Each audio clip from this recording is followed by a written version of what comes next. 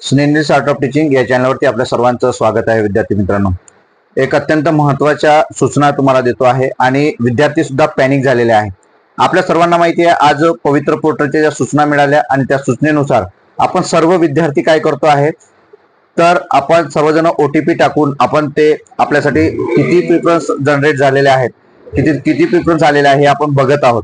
परंतु विद्यार्थी मित्रांनो, आपल्याला टेक्निकल इश्यूज आपल्याला त्या ठिकाणी दिसत आहेत, काही प्रॉब्लेम्स आपल्याला दिसत आहेत. कोणाला प्रिफरन्सेस येत नाही आहे, तुमच्या प्रोफाईलनुसार तुम्हाला प्रिफरन्स कोणतेही प्रिफरन्स अलाउटेड नाही आहेत, अलॉट झालेले नाही आहे असं त्या ठिकाणी स्पष्ट दाखवत आहे. त्यामुळे विद्यार्थी घाबरलेले आहे की आमची माहिती तर चुकलेली नाही, कारण प्रोफाईलनुसार ते तुम्हाला प्रिफरन्सेस दाखवत नाही आहे असं स्पष्ट त्या ठिकाणी म्हटलं जात आहे. आणि त्यानंतर जे विद्यार्थी आहेत आपले, त्यांना जे OTP आहे ते OTP सुद्धा येत नाही आहे, इनव्हॅलिड दाखवत आहे तुमचा पासवर्ड आणि बाकी. त्यामुळे सुद्धा आपल्याला असं वाटतं की मी तो बरोबर मोबाईलचा नंबर टाकलेला तो घेत का नाही आहे. तर या ज्या गोष्टी आहेत त्या सर्व विद्यार्थी आपल्या सर्वांना माहिती आहे की 2 लाख पेक्षा जास्त विद्यार्थ्यांनी ही परीक्षा दिली. त्यात 1,70,000 पेक्षा जास्त म्हणजे 1,78,000 विद्यार्थ्यांनी ते रजिस्ट्रेशन केलेलं आहे.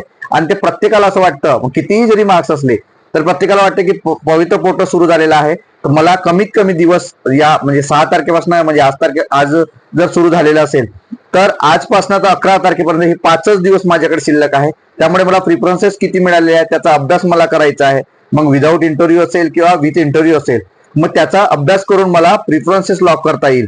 आणि खूप जास्त घाई विद्यार्थ्यांना झालेली आहे. प्रत्येकाला असं वाटतंय की मला किती जनरेट झालेले आहे, किती प्रिफरन्स जनरेट झाले आहे, पण प्रत्येक जण ते त्या ठिकाणी टाकून बघत आहे, OTP टाकून बघत आहे. तर विद्यार्थी मित्रांनो, एक लक्षात घ्यायचं आहे, घाबरण्याचं कोणतंही कारण नाही. कारण 2019 मध्ये म्हणजेच 2017ची जी पदभरती होती, 2019 मध्ये पवित्र पोर्टलला ती भरती झालेली आहे. तर त्यावेळेला तेव्हापासून हे पवित्र पोर्टल आलं. पहिल्या वर्षी मात्र खूप जास्त इश्यूज होते आणि 2022 मध्ये सुद्धा ते इश्यूज कमी झाले.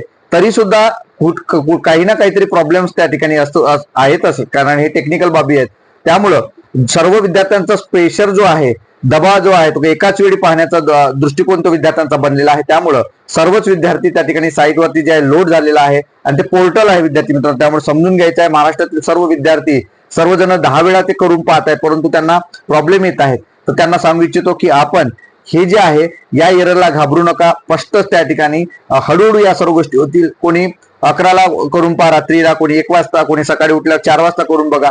म्हणजे त्यावेळेला सर्व विद्यार्थी जे आहे ते कॅफेत जात असतात, किंवा ते म्हणजे जो टायमिंग आहे हा सकाळी 8 वाजता किंवा 10 वाजतापासून तर 6 वाजेपर्यंत असते आणि दुपारपासून त्याच गोष्टी चालू आहे. त्यामुळे साईडवरचा जो लोड आहे तो लोड मात्र रात्रीच्या वेळेला, सकाळच्या वेळेला तो कमी असतो. त्यामुळे तेव्हा तुम्ही बघा आणि ते प्रिफरन्स जे आहे त्या प्रिफरन्स तुम्ही लॉक जे आहेत, म्हणजे प्रिफरन्स जे आहे ते प्रिफरन्स तुम्ही जेवढे काही तुम्हाला जनरेट झाले तेवढेही डाउनलोड करा आणि ते प्रिंट काढा. आणि त्यानुसार तुमच्या कॅटेगरीच्या कोणत्या जिल्ह्यामध्ये, कोणत्या झेडपीला, नगरपालिका असो, झेडपी असो किंवा विदाऊट इंटरव्ह्यूच्या जे काही संस्था असतील त्या सर्व जागा तुमच्या कॅटेगरी वाईज, तुम्ही ओपन मध्ये बसत असाल तर ओपन मध्ये, अशा विविध जागा ज्या आहेत त्या सर्व काढा. आणि त्यानुसार गेल्या वेळेचा म्हणजे यावर्षीचा तुमचा रँक काय आहे त्या रँकचा विचार करा. त्या रँक मध्ये तुमच्या कॅटेगरीतल्या रँक मध्ये तुम्ही किती आहात, ओपनच्या रँक मध्ये तुम्ही किती आहात, आणि तुमच्या जिल्ह्यामध्ये त्याच्या जागा किती आहेत, या सर्व बाबींचा विचार करून, अभ्यास करून तुम्हाला ते जे काही प्रिंटआउट तुम्ही काढलेली आहे त्यावरती प्रिफरन्स साईडला तुम्ही 1, 2, 3, 4 असं त्या ठिकाणी टाका. आणि त्यानंतर पुन्हा कोणी जर तुमचा मार्गदर्शक असेल किंवा तुम्हाला मदत करणारा व्यक्ती असेल त्याला सांगा. 1 ते 2 व्यक्तींची मदत घ्या. 10 जणांची जर मदत घेतली तर तुमचे सर्वच प्रिफरन्स चुकेल आणि जे काही कोणता घात झालेला आहे तो सुद्धा खाली पडून जाईल.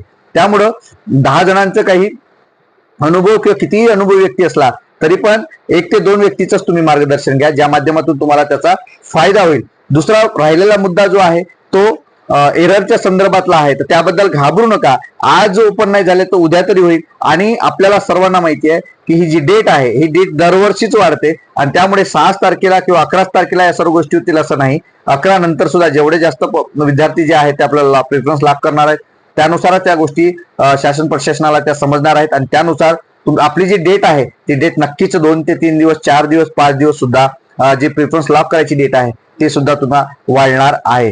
हे लक्षात घ्यायचं आहे. यासाठीच हा व्हिडिओ बनवलेला आहे. कोणत्याच टेक्निकल इश्यू बद्दल तुम्ही घाबरू नका. या संदर्भात मदत केंद्र सुद्धा उभारली जात असतात. ज्या शिक्षणाधिकारी प्राथमिक जे आहे जिल्ह्याच्या लेवलला त्या ठिकाणी तुम्हाला भेट देता येणार आहे. त्या ठिकाणी त्यांचे स्पेशल व्यक्ती बसवले जाते, स्पेशल ऑफिस त्या ठिकाणी निर्माण केलं जात असते आणि त्या माध्यमातून सर्व विद्यार्थ्यांचे प्रश्न सोडवण्यासाठी किंवा हेल्पलाईन नंबर आहे सोडवण्यासाठी सर्व प्रत्येक विद्यार्थ्यांना त्याचे सूचना दिल्या जातात, ज्या दाद असतात आणि त्यानुसारच आपला प्रश्न सुद्धा सोडवले जात असतात. विद्यार्थी मित्रांनो, हेच तुमच्यासाठी अपडेट आहे. जे घाबरलेले विद्यार्थी होते, हे अपडेट आपल्याला कसं वाटलं हे नक्की कमेंट बॉक्स मध्ये कळवा. दुसरी एक बाब अशी की ज्या विद्यार्थ्यांना मी बोललेलो होतो की मोफत आपल्याला प्रिफरन्स टाकून मिळेल, तर त्यांना मी ज्या गोष्टी बोललेल्या आहेत त्या गोष्टी तुम्हाला काढायच्या आहेत. तुमच्या कॅटेगरीनुसार तुमच्या जागा किती आहेत आणि त्यानुसार त्या ग्रुपला तुम्ही जर शेअर केलं तर त्यानुसार मी तुम्हाला मदत करणार आहोत प्राधान्यक्रम टाकायला, ज्या माध्यमातून तुम्हाला मदत सुद्धा होईल आणि ज्या काही अडचणी आहेत त्या अडचणी सुद्धा सोडवता येईल.